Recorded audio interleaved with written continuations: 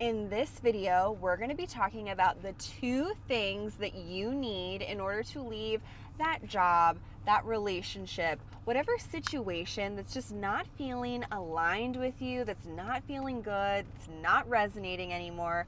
The 2 things that you need to leave successfully.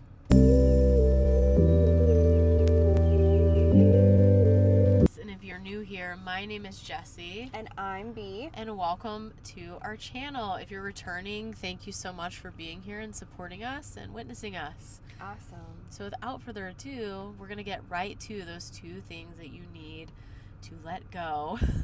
And the first is trust, which is a huge, huge one.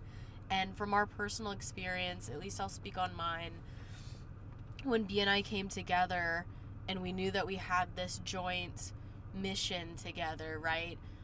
We truly leaned into trusting that we were going to be divinely guided and protected throughout our journey. And so far we have. Everything has always worked out in our favor. And It's true. you know, we still find ourselves having like these moments of doubt, and then we are able to look back to the past and we're like, oh wow, actually, like we came out on the other side of this pretty much unscathed. So but for me, it was letting go of my Airbnb business. That was super successful. From the moment that I went live with it, I was just totally booked out. I was having amazing reviews. I got promoted to like a super host within the first 3 months. It was like truly booming, but I also knew that was just a stepping stone for me after I left my corporate job. And I had to fully, again, trust in the universe, like, okay, I recognize now that this was just a stepping stone to get me out of that corporate structure. And now it's time for me to fully embrace what our joint mission is together. And we didn't really know. We kind of had an idea, but we were just trusting that the more we took action, the more it would come, and that's exactly what happened. So I let it go. Yeah, absolutely. Yeah, the more action you take, the more clear you get. And so like Jess was saying, you know, it's really the first step is that trust. And so we did know that we wanted to create something together. So if you feel like, if you were like us, like you're stuck, quote unquote, because everything is a choice and you are the creator of your own reality. But if you feel sort of stuck and confined to a corporate job, working for a boss that is just not resonating, you know, with you, even stuck in a relationship that does not feel aligned anymore, but maybe it's you've just gotten so comfortable in it and it's hard to leave. If you are like in that sort of situation, trusting that what's meant for you will magnetize that to you. That, hands down, is like the secret sauce right there. That is the secret sauce. And let's be real, like being stuck, like B said, is just an illusion. Nobody's ever stuck. You're never stuck. It may feel that way, but it's just an illusion. True. You can literally change your life. The beauty of living is you can change your life anytime, any day, any hour that you want to. You can become whoever you want to be whenever you decide it. The power of choice. And so that makes me think about, you know, when I started getting those like little calls inside, like I don't know about you, but like if you're anything like me, like your intuition is a little nudge. It's like a soft little voice. It's not super loud. And I kept getting those nudges, that call to like, I was, you know, I had my own private practice at the time. And I had a few clients. A lot of clients had dwindled away. You know, they weren't coming in like they used to, which was also a good sign that I was, you know, sort of in the right path to let that go. But I got the call one day. It was so strong, actually, one day that I told Jess, I said, I need to let these people go. I don't know what's going on, but I'm burnt out. I'm stressed out.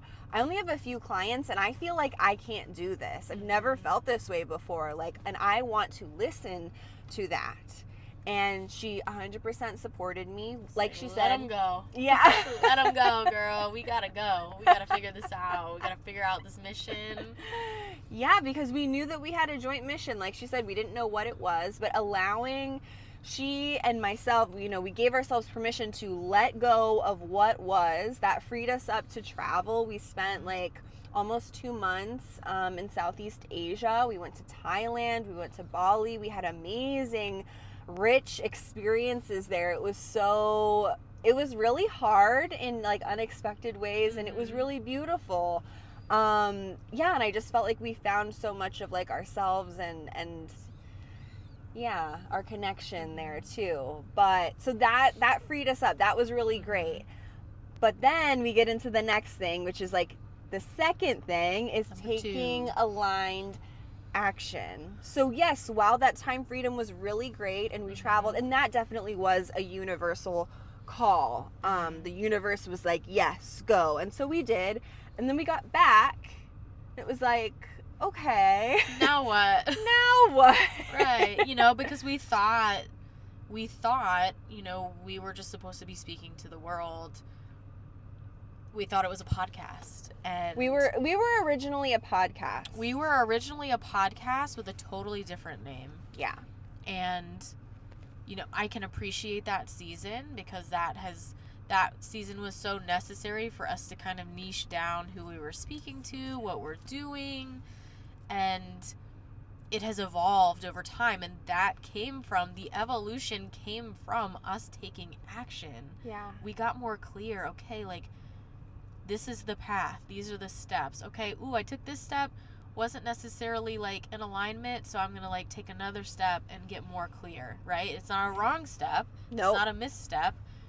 You're just getting more clear on what it is you want to be doing. Absolutely. Yeah, and for a while, like, because my background is in marriage and family therapy, I was seeing, one-on-one clients, couples, families for like 9 years. I was burnt out, y'all. Like, how many healers, practitioners, like medical providers, do you know what I'm talking about? Like, when you see so many people and you get so much like FaceTime, screen time, however you're seeing them, oh my God, you get burnt out so quick.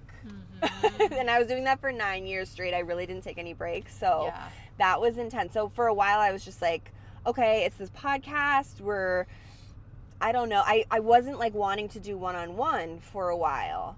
And then we allowed that time to happen, right? Like, I listened to my body, I rested. That's also aligned action.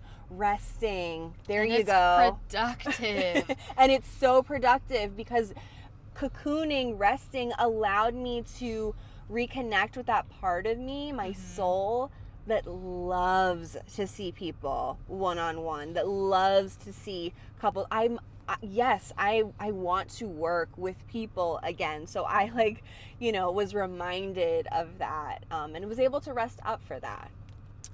And I also want to say back to the like rest is productive, because where all the corporate girlies at, like, let us know in the comments.